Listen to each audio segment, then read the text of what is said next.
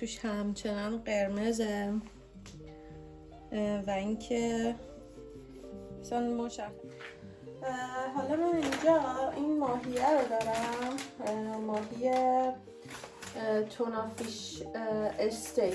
خب تونا یه جوریه بافتش که بعد از پخت خیلی شبیه استیک در میاد و اصلا معروفه به تونا فیش استیک. حالا من اینو گرفتم، امیدوارم که شما درست کنین و خوشتون بیاد. الان شما بافتش رو ببینین مثل گوشت میمونه. خب من اینجا کنجد سفید و سیاه دارم که اینو حالا توی این کاسه من مخلوط میکنم. نمک و فلفلم باید حتما بزنیم، توی همینجا باید بزنیم.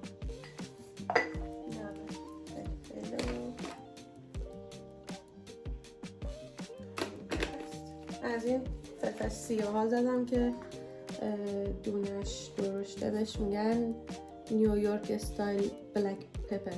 بعد مخلوط میکنیم و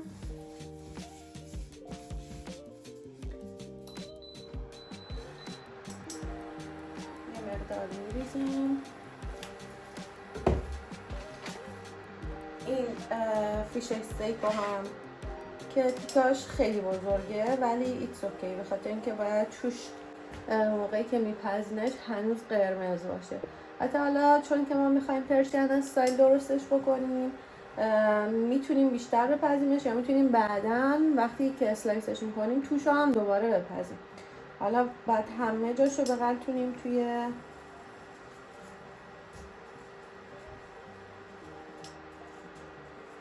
این سیسیمی کنجد ها.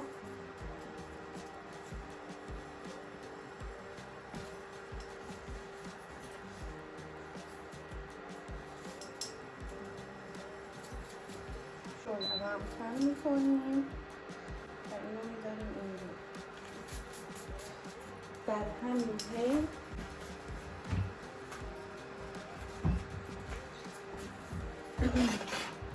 اینجا من لیمو دارم، لیمو هرم میخوام یه مقدار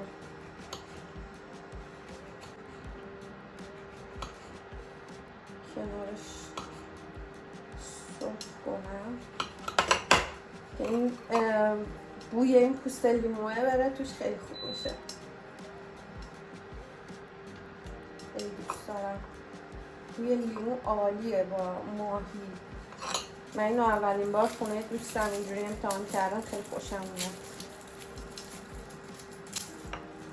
و حالا یه مقدار سیرم من به نظرم بذاریم کنارش بد نمیشه، اگرچه خودش واقعا اصلا بودار نیست. حالا من میدونی راستشو بخوایم فکر میکنم اون یه تیکه برای من کافیه. حالا من یه مقدار بیشتر میپزم. اینا رو هم اینجوری حلقه ای میزنیم و داریم این گوشه ها.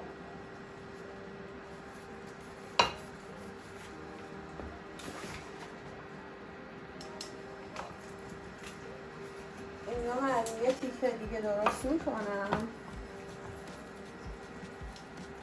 من فکر میکنم که اون زیاد باشه همش برای این وعده ما.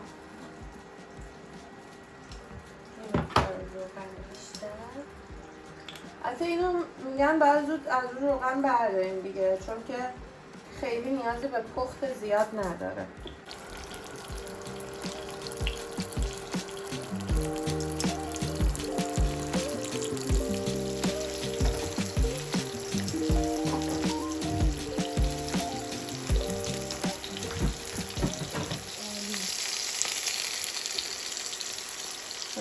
من فکر میکنم یه چند تا دونه دیگه سیر بذارم، چون بوی یعنی سیر با ماهی دیگه خوبه دیگه، خوشمزه، بوشم جور در میاد.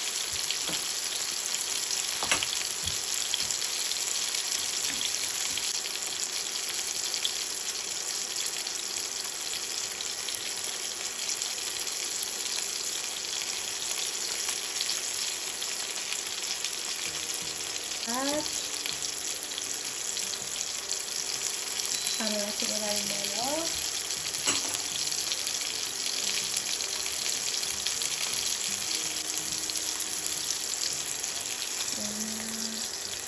هنوز جا داره دیگه. ببین مثلا خیلی ها اینو خام میخورن دیگه. خیلی از کشورها دوست دارن اینو مثلا اون بافت قرمزیشو داشته باشه. مثلا توی غذای آسیایی من میبینم پلاترای ماهی باهاش درست میکنن و خب تونا که بافت قرمز داره، مثلا اسنپر بافتش سفیده، سمن بافتش نارنجیه و این پلاتر رو که دور هم میچینن یه رنگ خیلی خیلی خوشگلی در میاد.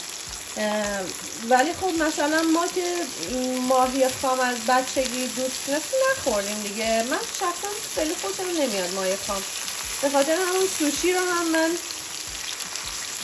یه بار بیشتر راستش تست نکردم، خیلی خوشم نیومد.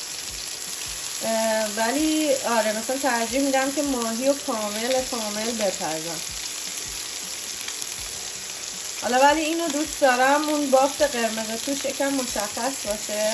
ببین مثلا میشه این کلا فقط دو ورش رو سرخ کرد، ولی من دارم سعی میکنم همه جهتاش رو سرخ کنم که اون به اون پختگی که خودم مد نظرم هست برسه.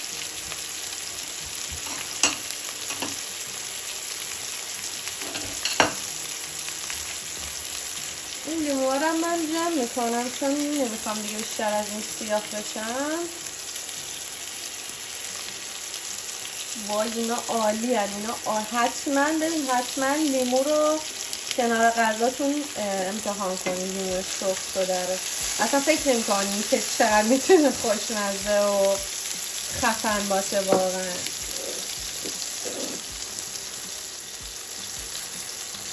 اصلا به خاطر اینا میان بافتای ماهی تون رو معمولا انقدر توپل برش میزنن که وقتی شما میپزین در نهایت وقتی کات میکنی توش هنوز قرمز مونده باشه و اون حالت استیک بودنه خودشو بیشتر نشون بده.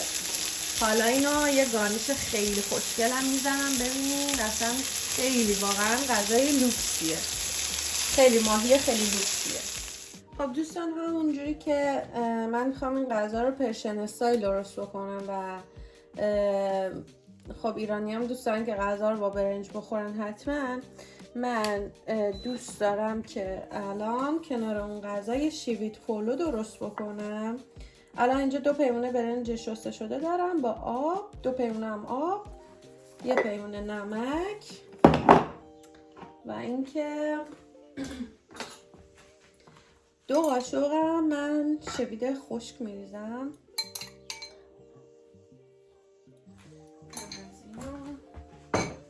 روغن زیتون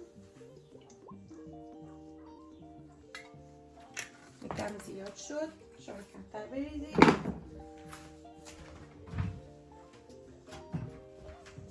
و این کوچولو هم همش بزنم که نمک ها یه جا نمونم و دیگه روشنش کنم. اینم بره بزنش بپزیم. خب این برنج رو همین بر دریابیم. حالا من دیگه یه مدتی تنبلانه برنج درست میکنم ولی شما روی گاز درست کنیم خوشمزه تر میشه. حالا پلو پز هم بد نیست دیگه برای وقتایی که شما خیلی کار دارین نمیتونین وایسین پای غذا، خیلی میتونه کارتون رو راحت بکنه. اصلا احتیاج نداره بهش سر بزنین یا هیچ کاری بکنین. بچه‌ها یه چیزی در مورد این پلو پزا بهتون بگم. این پلو پزایی که اینجا میفروشن خب بیشتر برای غذای آسیایی هستش دیگه، یعنی آسیایی‌ها اینا رو دوست دارن و مثلا مایی که دوست داریم تهدیگ داشته باشه شاید درست در نیاد، ولی شما میتونین اینو در حین پخت چند بار گرمش کنین. حالا اینو من گرمش کردم دیگه الان نشون نمیده که مثلا این دکمه میپره بالا دوباره. البته اینو من یه چیز ارزونش رو گرفتم، شاید مثلا گرونترش بهترم باشه، ولی من این کارو میکنم. این تهدیگ خیلی خیلی خوب بهم میده. اینو میزنید روی کوه، دوباره مثلا اون زیرش رو گرم میکنه و باعث میشه تهدیگ ببرده اون زیر. خیلی خوبه دوستان. چون من فکر میکنم که این الان به اون میزان پختی که من انتظارش رو داشتم رسیده. دیگه فعلا برشون دارم تا ببینم که توش چه خبره. حالا من دوست دارم برشای بلندی باشه. ببین این تونافیشیه که ایرانی پسنده.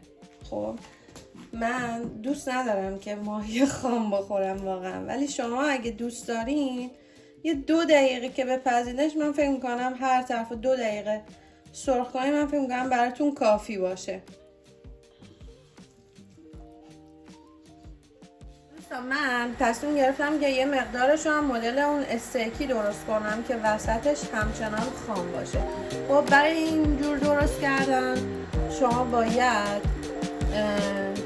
فقط 2 دقیقه هر طرف رو سرخ کنید، فقط 2 دقیقه با حرارت خیلی بالا. و بعد حالا توش رو نشوندم که چجوری در میاد در نهایت. این مایتابه من روغنم دیگه الان عطر سیر و لیمو و اینا رو داره، چون من دیگه روغن اد نکردم.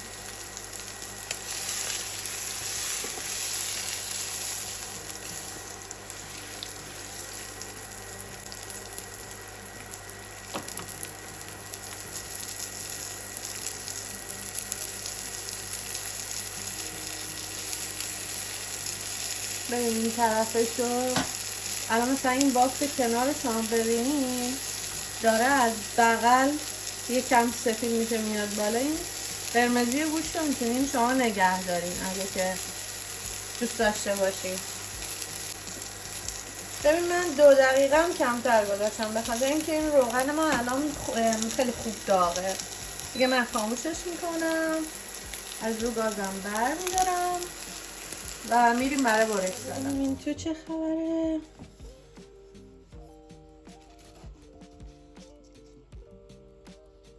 ببینید توش همچنان قرمزه و اینکه مثلا مشخصه دیگه. من الان دارم برش میزنم، این از هم نمیپاشه.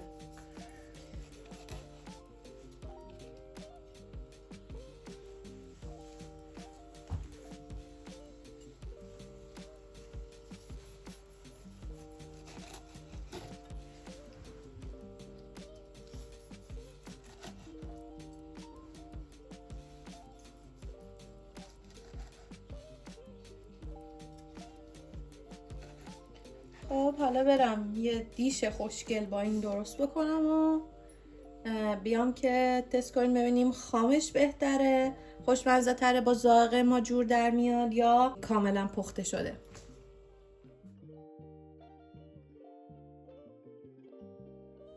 خب دوستان حالا وقت تست کردنش رسید. من خیلی مشتاقم ببینم این یکی که توش قرمزه و خارجی پسنده آیا واقعا پسند ما ایرانی هم هست یا نه و چجوری از کلا. البته خیلی ها سوشی رو خیلی دوست دارن دیگه، یا مثلا نیگیری، اونیگیری، اینایی که ماهیای در واقع خام توشون هست. بعضی از ایرانی هم خیلی دوست دارن، ولی حالا من خیلی دوست دارم اینو تست کنم ببینم چجوری هست. بافتش خیلی نرم نیست ولی خب خیلی هم سفت نیست. حالا من اینو تست کنم.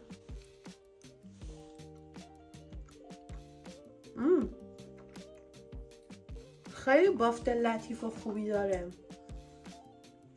اصلا هیچ بوی زننده‌ای نداره و به نظر من کاملا قابلیت اینو داره که حتما تستش بکنین، چون که خیلی بافت جوسی و نرمی داره. من واقعا خوشم اومد. این یکی هم راستش رو بخوام در حین پخت من ناخنک زدم، ولی حالا دوباره ناخنک میزنم.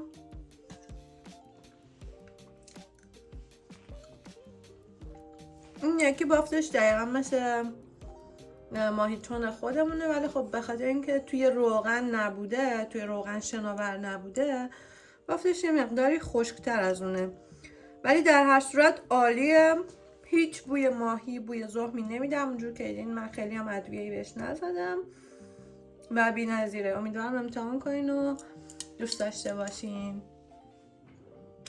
اگه که از این ویدیو خوشتون اومد خوشحال میشم که منو سابسکرایب بکنید و من یه پیجم که به همین اسم توی اینستاگرام دارم و چون من توی شهر خیلی خیلی خوشگل تاورانگا توی کشور خیلی خیلی قشنگ نیوزیلند زندگی میکنم، اطلاعات خیلی خوبی رو در اون مورد سعی میکنم بذارم از طبیعت اینجا، محیط اینجا و در واقع اون اکسپریانس یا تجربه خودم رو باهاتون شیر بکنم. اونجا هم اگه دوست داشتین منو فالو بکنین.